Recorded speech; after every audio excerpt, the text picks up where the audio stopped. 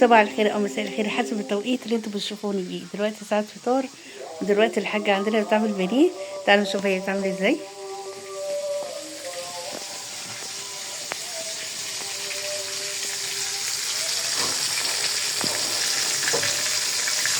ده بانيه اهو.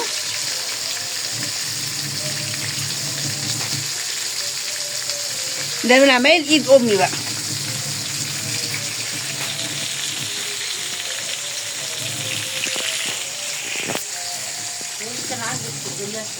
بص البطاطس ده مقرمشه، الحاجه عندي عاملاها بنشا.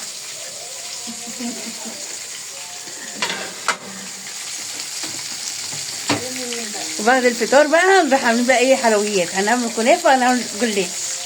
هوريكم بقى احلى كنافه واحلى جلاش. بتقولي الجلاش ماله يا ماما؟ ده كده حكايه، اقسم بالله حكايه.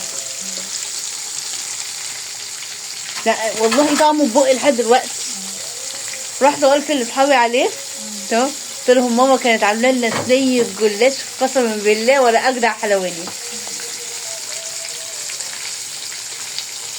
عاملاه باللبن. قلت لهم ده مش عارفه تجيب لي حته، قلت لهم مش عايزين تاكلوا على طفاطه وخلاص. هي حلاوتها قعدت. عشان كده قلت لا والله انتوا عاملين زي الواحده، اقعد استنى فيها ورحت بقى ما شبعتش منه.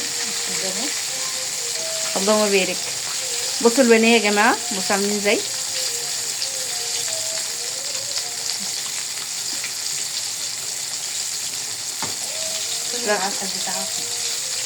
اهو ماما طبعا الحاجه من الناس القديمه اللي هي الصح.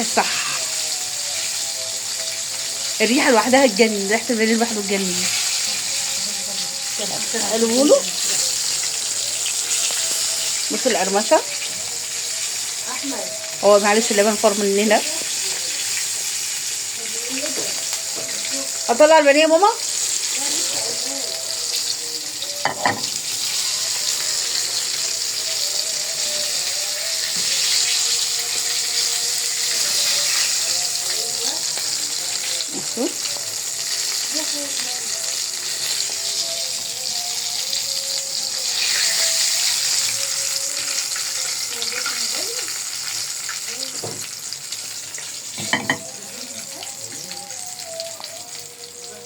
بصوا الجمال، اللهم بارك. بصوا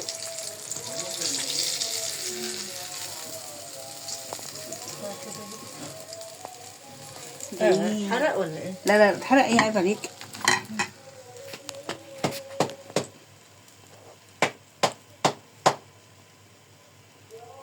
بسم الله الرحمن الرحيم. مش ست بيت انا ولا ايه؟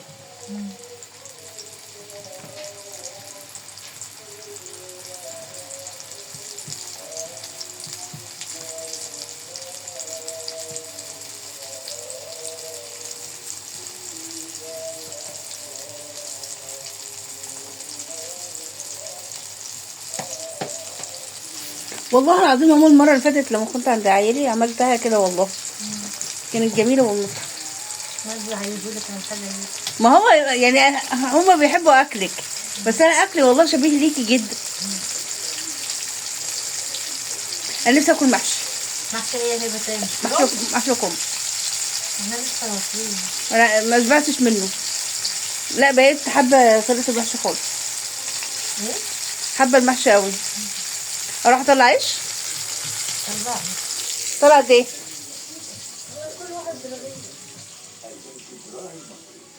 بقيت بقى نروح نطلع عيش.